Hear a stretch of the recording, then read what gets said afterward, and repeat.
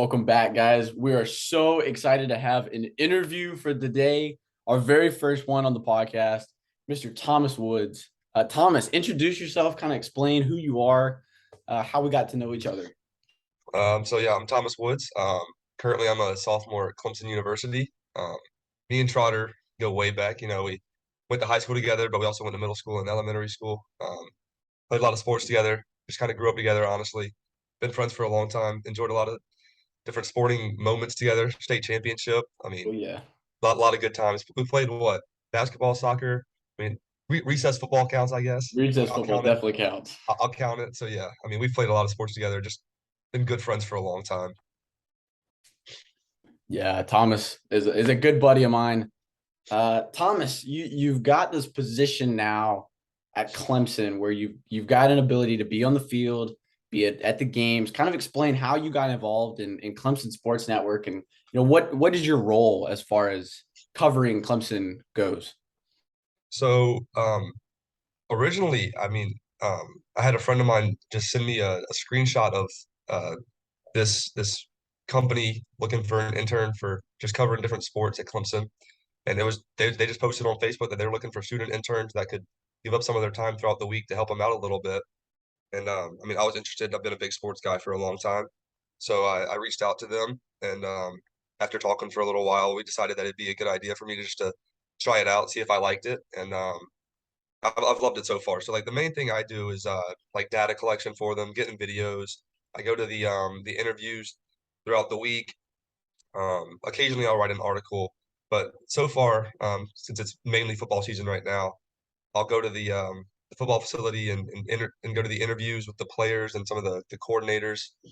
Um, just hear from them as they like prepare for each weekend. And then on game day, it's varied so far. I've had some weekends where I went to the Wake Forest game and I was up in the press box, just kind of covering the game, talking about what's going on, what I'm seeing from the press box, and like what my thoughts are throughout the game. And then yesterday with Syracuse, I I was on the field for the game, taking videos and pictures with my camera. And I mean, for the most part, they just have me, getting data for them so they can write the main articles. I'm not much of a writer myself, but if I can help out in that area, occasionally I do. But for the most part, I just get them information they can then turn into articles. Yeah, that's really cool. You touched base on this just now, but obviously you said yesterday you were able to be on the field during the Q's game. What does a normal week look like for you covering Clemson? So Sunday nights usually they'll have a short Dabo Zoom conference where he'll talk about his thoughts from the game and then what his plan is for the upcoming week. Usually that doesn't last too long, just because he's a busy guy and stuff. A lot of his stuff doesn't last too long unless he like sets aside time for it. And Sunday night he kind of just goes briefly over what his thoughts were from the game and that kind of stuff. And usually I go to that and take notes, and then Mondays, they have coordinator interviews and player interviews, just depending on who had a good week and who's available on that Monday. A lot of times we hear from DJ, we've heard from Cade and um, Tyler Davis, just a lot of the main guys, and then the coordinators are almost every week. It's usually defensive coordinator Wes Goodwin and offensive coordinator Brandon Streeter. And then Tuesdays is when Dabo has his media availability.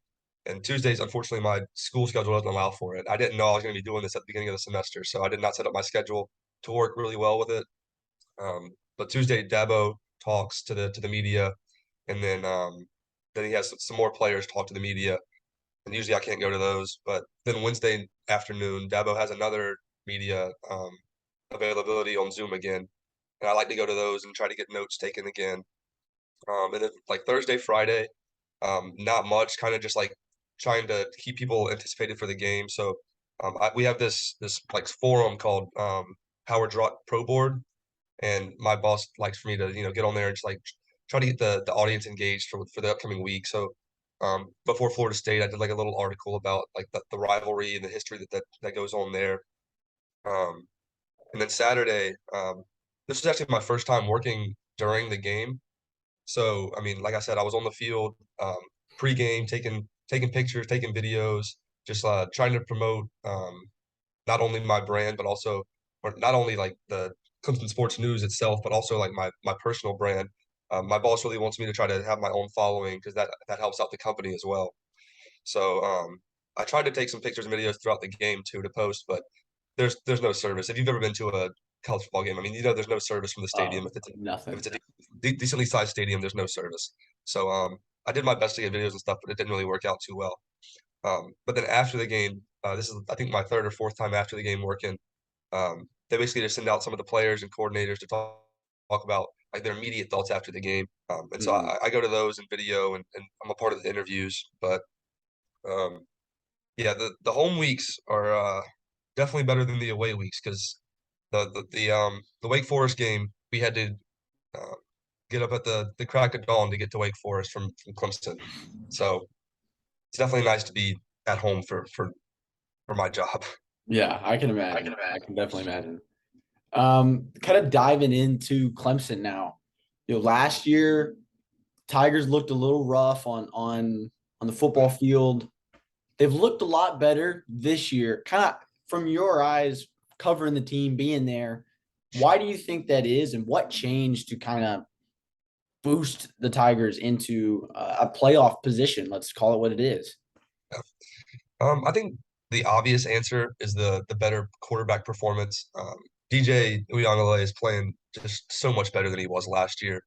But I think that's kind of that bigger picture. I think when you really look at it, the play calling's been better. I think Brandon Streeter, new offensive coordinator, he was a quarterback coach before, and he was a quarterback himself. I think he knows how to make the quarterback succeed. So I think he's calling plays that work to DJ's strength. And I don't think Tony Elliott, who's now at Virginia, I don't think he was doing that. I don't think Tony Elliott was making the right play calls. And then I think the other thing is that I've noticed is like that the whole team is so confident in DJ. Um, Mm-hmm. even after yesterday, I know we'll get into this a little bit later, but even after yesterday, the guys are just still so confident in DJ being their guy.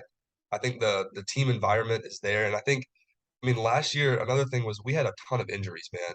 Everything that could go wrong did go wrong for those first few weeks.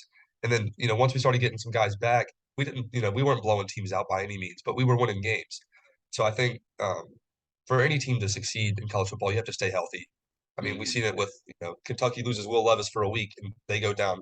And I mean, without Bryce Young, Alabama struggled too. So it's like, you deal with injuries, you're going to struggle. So I think the biggest thing for Clemson has been staying healthy, and then obviously the offense has just looked so much better. But yeah, I think that those are the main things for me. I gotcha.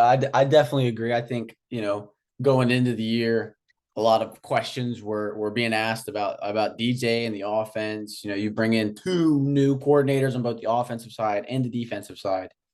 Um, you know, we're gonna kind of break this down. Yesterday was a rough day for Clemson.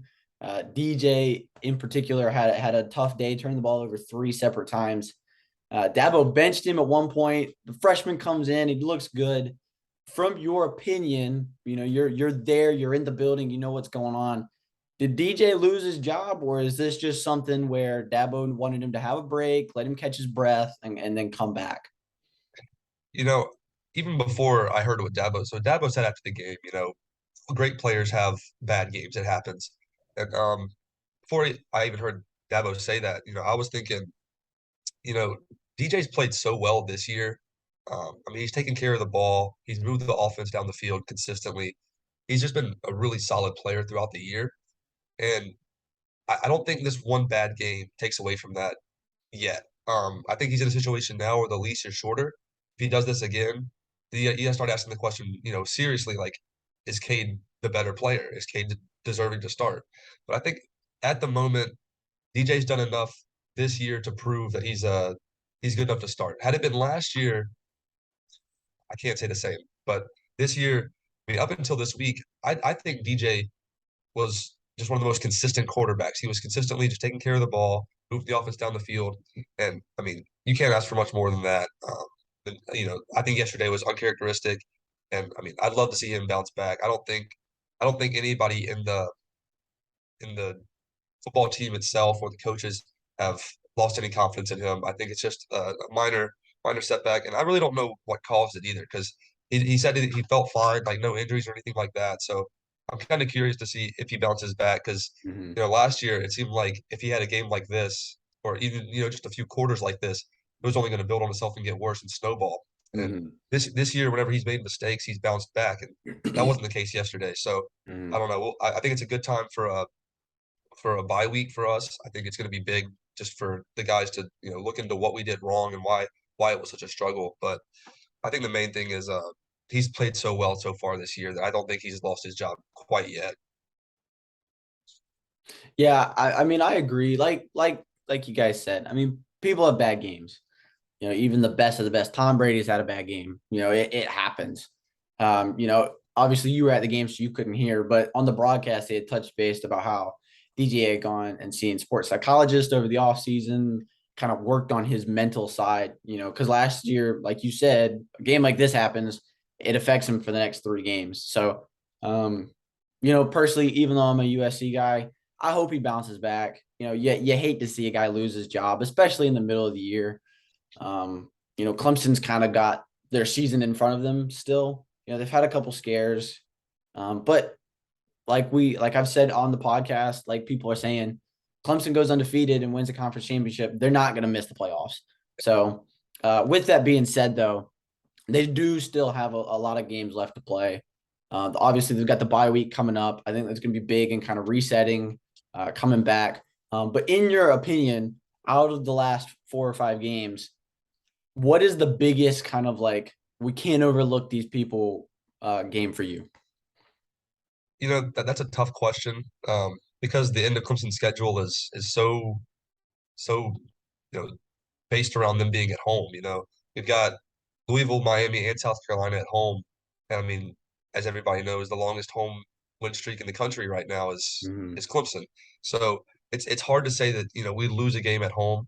So I think going to South Bend, even though this year Notre Dame hasn't been that good even at home, they've had a struggle of a year, but it's never a good idea to write off Notre Dame. I think that's what happened with UNC and BYU. I think the reason both those teams lost is because they kind of wrote off Notre Dame as this, oh, they're not good under Freeman. But I think Notre Dame's still a solid team.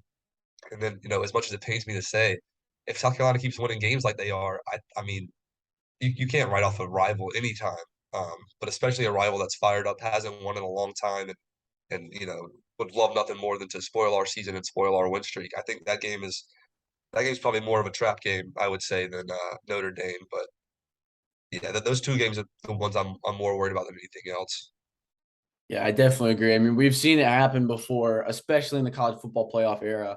A rival comes in and can spoil the party. So, um, you talked about it just now, and I do it every week. I honestly give my opinion on the Clemson Tigers, even though yesterday I was hoping they would lose, even if I picked them on the podcast. So, with that being said, give us your honest opinion on the South Carolina Gamecocks. They're hot right now.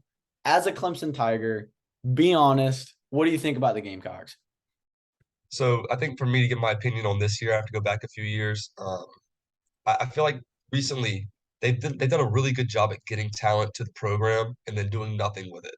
I mean, so many 5 stars, 4 stars coming into South Carolina and then kind of just wasting away. And I think the main thing about Beamer is that he's bringing out the best in those players. I think Shane Beamer is honestly one of the best coaches in the SEC. I think what he's doing with the culture, I mean, man, it's fun to watch him coach, the excitement that he brings, and then the TikToks and stuff, as silly as they may be, it's fun. The players love it, and I think the players want to win for him. They're winning games, and I I don't like them. So at the beginning of the year, I'm saying, oh, they're gonna have another bad year. They're not gonna be a good team, and I mean, I think I had good reason to think that. And then even 2 weeks ago, I'm saying, this team's still not. They hadn't proven anything yet. Sure they're 3-2. Um, Yeah, right. Yeah, we're 3-2. I'm Three pretty and sure. two, And yeah. yeah, I'm saying they're 3-2, but who have they beaten yet? And it's Mm. like they're going to go into Kentucky even without Will Levis. I'm confident that Kentucky's good enough to beat them. And South Carolina just, I mean, I'll say it the way it was domination. I mean, the score didn't quite show it, but it was domination. The score doesn't always represent how much of a blowout a game might be. So, I think South Carolina is a really good team, and I think they do have some tough games left with Tennessee and Georgia. But I mean, oh, not Georgia, not Georgia. Sorry, Tennessee and Florida are the two games that I'm thinking about. But um, no, I think South Carolina is actually on the come up, and as much as I hate to say it, I think they deserve to be ranked. I'm glad that they're ranked. Um, and I'd love nothing more for them to keep winning. Makes the rivalry more fun.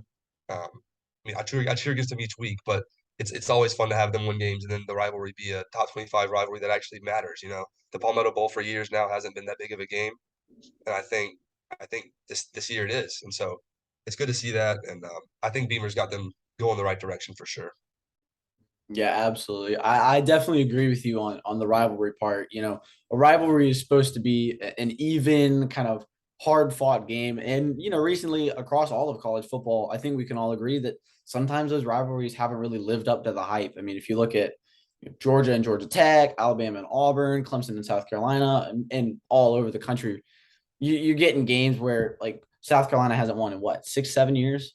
Yeah, it's been a while. So, I think for the sake of the rivalry itself, it's good to kind of have that turnover. Obviously, as a Gamecock fan, I'm hoping we can go into Death Valley and get the W. But I'm not so confident in saying that. I want to be, but we'll have to wait and see kind of how the rest of the season goes. But outside of South Carolina, there's a lot of good teams out there this year. Let's say Clemson runs the table, makes the playoffs. Going into the playoffs, who is that big team that you're most concerned about the Tigers facing? I don't think I can narrow it down to one. I think there's two. I think it's Georgia and Ohio State. Even with Tennessee's big win, I don't think they're quite. I can't quite say that they're that team that I'm really worried about. Um, I mean, Clemson's main struggle has seemed to be the defensive backs in the passing game. We're not good at stopping the pass, um, and so I think Ohio State with that elite passing offense, I think could really cause some problems. And our offenses look better, but to keep up with that in a shootout game, which I think it would be, I don't think we can. I don't think we can keep pace with them.